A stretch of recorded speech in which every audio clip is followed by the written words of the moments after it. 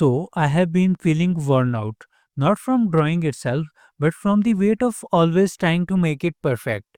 The pressure to go deeper, sharper, more detailed than ever before, to impress, to prove, to push every stroke to its limit. But what if I just quit? Not quit drawing, but quit hyperrealism. Quit the endless race for accuracy. Quit trying to impress an invisible standard and just draw for me. This piece is about that freedom. It's raw, unfinished, soft around the edges, but still deeply emotional. So, if you are tired of chasing perfection too, take a breath, grab your tools, and let's draw something softer together.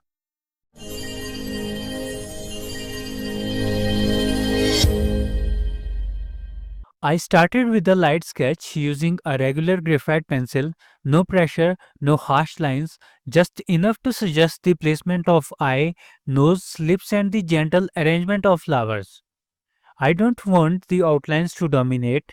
Instead, I treated them like whispers, faint guides that will eventually dissolve beneath the shading. This approach makes everything feel organic. It allows the shading to lead, not the lines.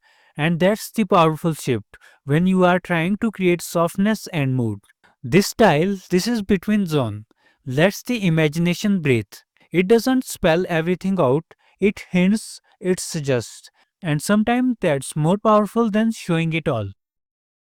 I begin shading from the top left, where the hair and background fade together like a fog. Using a large soft brush and charcoal powder, I gently build a hazy foundation. This is where you set the mood. No details here, just atmosphere. The kind that makes the face feel like it's emerging from a dream. For darker hair clusters, I used a charcoal pencil to sketch faint curved lines, just enough to suggest trends. But again, no pressure. The strokes dissolve almost immediately into the surrounding blur. These are not the kind you outline. They appear slowly like memories. I used a razor to lift soft shapes around the charcoal background, like pulling light from shadow. Then I hinted at petal folds with a fine pencil and gently smudged the edges to blur them back into the fog. The goal here is subtlety. You don't see the flowers right away, you feel them like something forgotten waiting to be noticed. Next, I moved to the eye, the soul of the portrait. This is where I allowed most clarity. I used a charcoal pencil to cleanly shape the iris and subtly darken the eyelash shadows. This area holds contrast, and contrast creates focus. Above the eye, I softly sketched the eyelid crease. No sharp lines, just a whisper of form. Then, with a soft brush and charcoal powder, I shaded around the eye in smooth circular motions. I kept the highlights area untouched, especially the iris and waterline. That tiny sparkle in the eye makes the all difference. This step took patience. I don't rush it because the eye isn't just feature, it's connection. It's the moment the drawing starts looking back to you.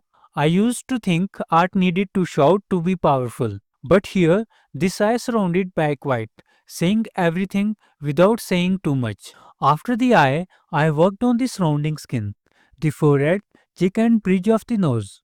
Then I moved on to the other side of the portrait where the hair falls softly over the cheek.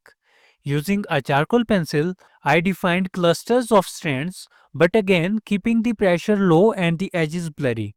I darkened the shadows between strands and let them melt into the soft skin tone that I have already laid down. It is a dance between focus and blur, between form and fade. I gently layered charcoal using a soft brush in circular motions, creating a smooth base skin tone. I was careful to keep natural highlights untouched. The upper cheekbone, nose bridge, center of the forehead. This preserved the illusion of glowing skin. With the base layers ready, I added faint texture just below the eye, subtle creases and folds using a sharp graphite pencil. Not too much, just enough to suggest age, expression, realism. Then freckles, one of my favorite parts. But I don't drew them one by one. I dipped a blending stump in charcoal powder and tapped it unevenly across cheek and nose. This creates soft irregular specks, just like real freckles. I concentrated them around the nose bridge and upper cheek. where sunlight might naturally kiss the skin. It is amazing how these tiny marks bring warmth to the portrait. Freckles make a face feel lived in, real human. Now here is something really special about this drawing. There is a flower on the cheek, but it is not bold or bright. It is almost the same color as the skin, like a memory, barely there but still deeply felt. To shade it, I used an extremely soft touch with charcoal powder, just like how I shade the skin. But here is the trick. I left the petal edges slightly lighter using a mono zero eraser, so they gently stand out without looking forced. There is no strong outline, no harsh contrast, just soft transitions, as if the flower is blooming from the skin itself.